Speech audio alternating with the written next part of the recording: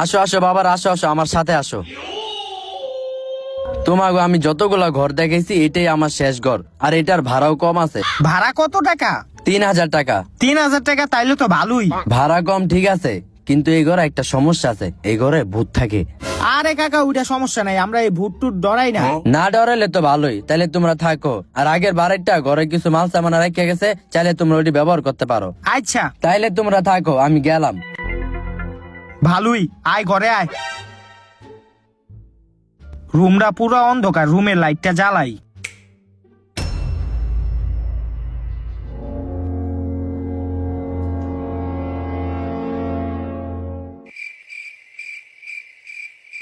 এক লাখলা মুড়ি খায়, আঙ্গু একটু কয়ও না।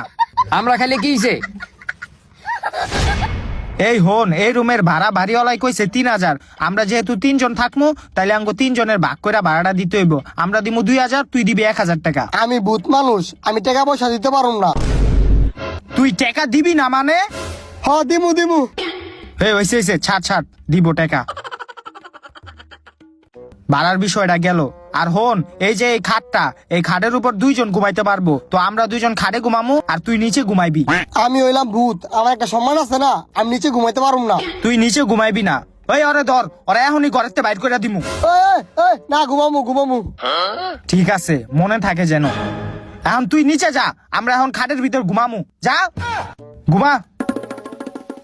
ইসিরে মুতে ধরে গেল গা। এই তুই ঘুমা, আমি মুইতে আহি। এই কেডারে বাথরুমে গেছত, বাইর হ।